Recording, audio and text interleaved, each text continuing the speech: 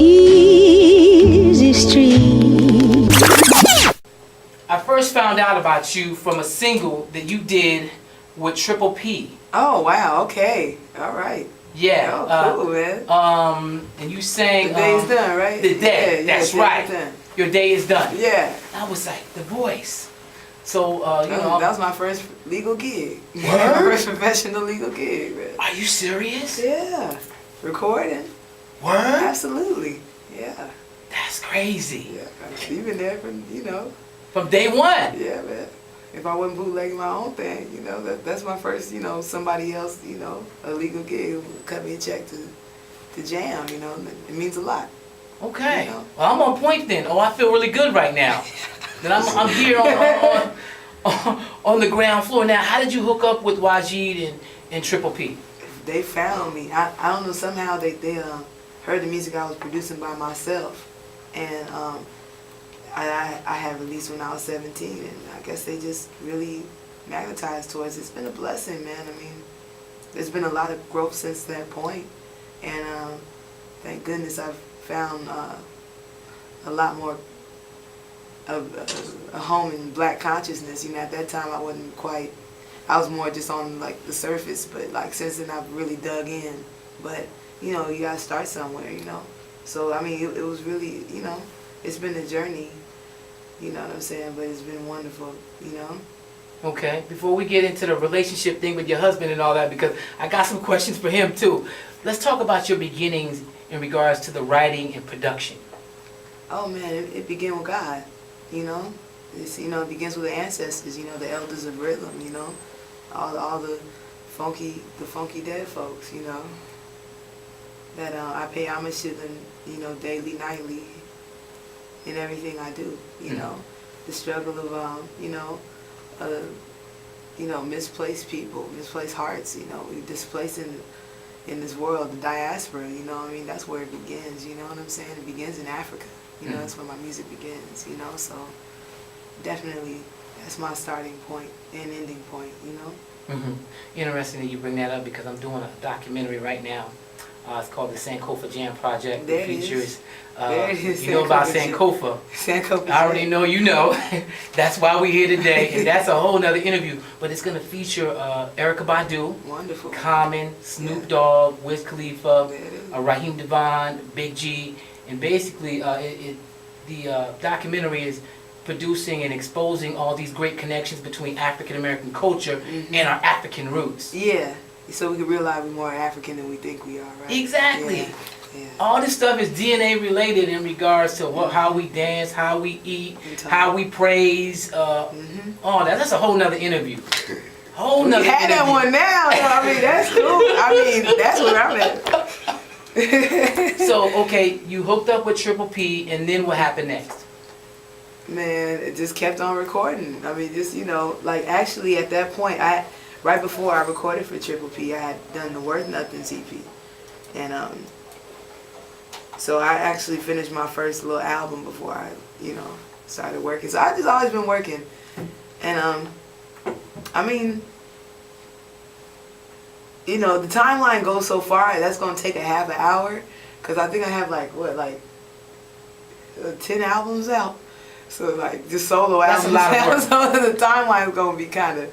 So I'm going to fast forward to some Mothership Connect. Because for real, What? That's one of my favorite albums in the world, man. Yeah, so I'm going to fast forward to some Mothership Connect, Some Other Shit. For the people that are listening, that might have just slid right over your head. If you don't know who Georgia Ann Muldrow and Dudley Perkins are, they have an album called Some Other, with an A, Ship. And you produced on there, and you have a whole rack of MCs on there. Yeah, man. It wasn't just my production, there was all types of people on there. But I mean, it's just a wonderful... You talking about the compilation that was released through Mellow Music Group.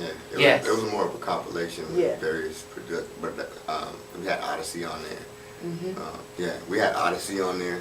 A few cats that Mellow Music, a cat named Mike Cool G Rap. Yeah, he was on there. It got interesting. It did. How'd you meet your husband? Oh my God. Before or during? How did that happen? I mean, I met him, it's like I believe any true marriage should be arranged, you know? We just travel that way, I guess. But, like, our marriage is, like, really an arranged one. Like, the ancestors completely arranged our marriage, you know? And, it was just one of them days where I just was sitting on the edge of the universe and was saying, you know, I'm ready to completely love somebody. I'm ready for someone to completely love me. And I'm ready to grow with someone for the rest of my life. And I mean, surely, you know what I'm saying? It literally, like, I ain't even see his full person, you know what I'm saying? And basically the ancestor gave me a sign and I followed it, and as soon as I got within his range, we had complete telepathic connection and stuff. So, and it's been that way since. So I mean, the ancestors definitely put that together. We're definitely on a mission. We're definitely back to back on the battlefield, and it's a beautiful thing. You know, it's a blessing to unite with your twin spirit. It's like there's nothing like that. You know, so I feel like it's a cosmic thing. So I can't, you know, the details I wouldn't even know, like, all the details. Mm-hmm. But I do know what it is, you know. We're going to ask him the same question in a minute. I'm sure the answer will be different. Mm-hmm. We're in the studio, Georgia Ann Muldrow, her husband, Dudley Perkins, Seeds Tour. We're going to talk about the album. Of course, it will perform live. That's going to be tonight. Yeah. Live Nightclub, Shine On Me presents. The website is livedc.com. And that's a show that you do not want to miss. Doors open up at 8 p.m. and if I were you, I'd get there early. Mr. Dudley. Yes, sir. So, I asked her a question a minute ago in regards to how y'all met. How did you see it? Your version of the story. Well, I mean, sometimes when you ask the right questions and ask for the right things, and if it's meant to be yours, it comes to you, you know. I feel like this. I got tired of being with some silly relationships and going through the struggle of being with people who don't like to create, you know. I happen to enjoy being around creative individuals, you know. So when I met this human right here, I was like, okay, first of all, I ain't gonna front. She was kind of, you know, snoozing a little bit, you know what I'm saying? I was like, you know. Snoozing, what do you mean by that? I was asleep. Shake her and wake her up a little bit, you know what I'm saying? Definitely. Because, you know, when you deal with music, a lot of, you deal with different personalities in music and stuff like that. So a young woman can actually get entangled in the BS of music and music politics and stuff like that.